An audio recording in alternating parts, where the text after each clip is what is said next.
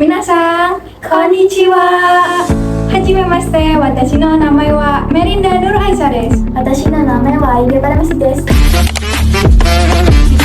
Di video kali ini kita akan membahas bab 23 dari buku Mina no Nihongo. Yuk kita bahas bareng-bareng. Spill aja nggak sih? Boleh deh, kita spill tipis-tipis ya. Jadi di buku Mina no Nihongo bab 23 ini kita akan membahas toki dan Tok. Pola kalimat toki dan to itu apa sih? Oke, kita langsung bahas bareng-bareng aja yuk. Yuk. Jadi yang pertama kita akan membahas tentang toki. Apa itu toki?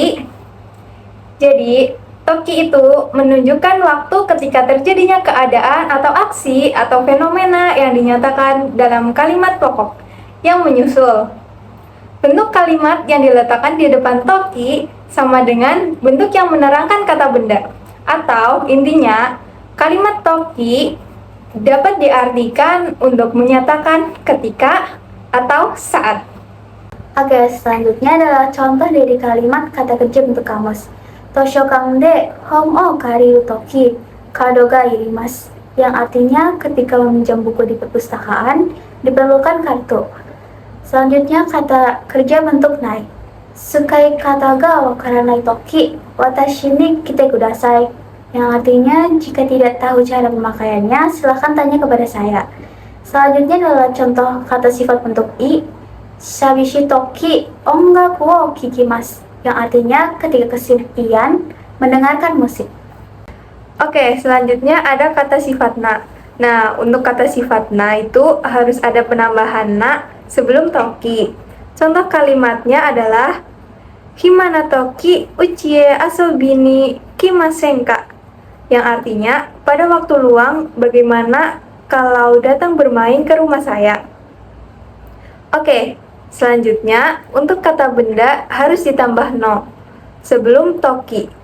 Contoh kalimatnya yaitu Sumaga byouki no toki kaisha o yasumimasu, artinya jika istri sakit, saya tidak masuk kerja. Nah, selanjutnya itu kata kerja bentuk ta.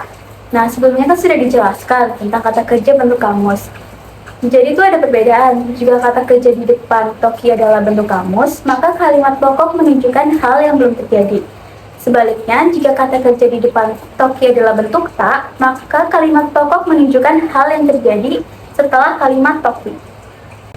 Nah, tadi kan sudah dijelaskan apa itu perbedaan kata kerja bentuk kamus dan kata kerja bentuk ta. Nah, di sini saya akan memberikan contoh perbedaan kalimatnya. Yang pertama, Parie ikut toki kabango kaimashita, yang artinya waktu mau pergi ke Paris, saya membeli tas. Nah, kalimat tersebut merupakan contoh kata kerja bentuk kamus. Kalimat selanjutnya adalah Parie ita toki kabango kaimashita, yang artinya waktu pergi ke Paris, saya membeli tas. Kalimat tersebut merupakan contoh kalimat bentuk ta. Jadi berikutnya pola kalimat to. Pola kalimat itu menyatakan jika suatu aksi atau kejadian di depan to yang terjadi menyatakan secara pasti akibat terjadinya suatu keadaan, aksi fenomena dan kejadian yang diikuti oleh kalimat pokok yang menyusul di belakangnya.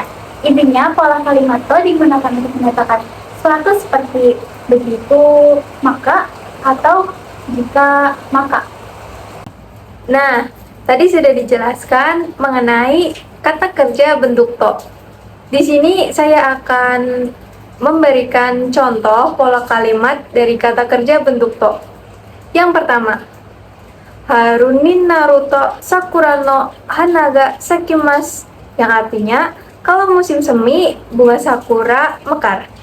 Kalau musim semi terjadi, pasti bunga sakura mekar secara konsisten.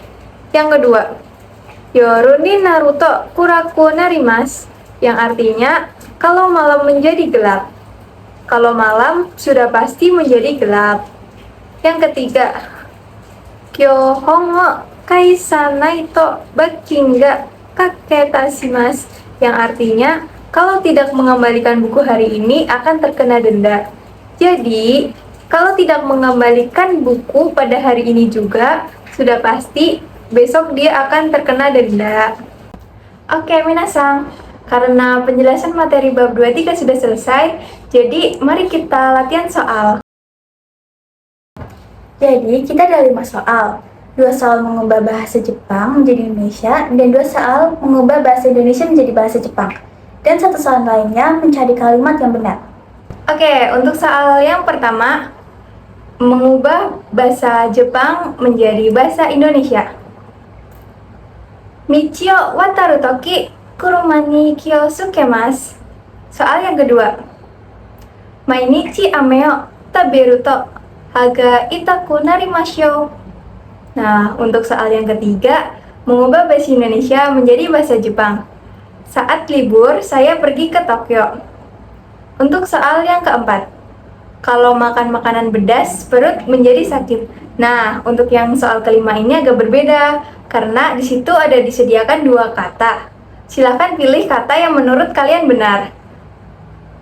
Sukareru, sukareta, toki, watashi wa hayaku nemasu. Nah, silahkan kalian tulis jawabannya ya. Oke, minasan, jadi di sini saya akan membacakan jawaban dari pertanyaan tadi. Yang nomor 1 itu, ketika menyeberang jalan, hati-hati terhadap mobil. Nomor 2, kalau makan permen setiap hari, maka gigimu pasti akan sakit. Nomor 3, jawabannya itu, yasumi no toki, Tokyo e asobi ni ikimasu. Jawaban nomor 4 itu, karai tabemono o taberu to onaka ga itaku narimasu. Dan jawaban nomor 5 itu, sukareta. Oke, minasang, apakah jawaban kalian benar? Minasang, jadi kesimpulan dari bab 23 buku Minano Nihongo yaitu pola kalimat toki bisa diartikan sebagai ketika atau saat. Sedangkan untuk pola kalimat to bisa diartikan untuk menyatakan sebab dan akibat. Sekian pembahasan kami pada bab 23 Minano Nihongo ini. Kurang lebihnya kami mohon maaf dan semoga bermanfaat.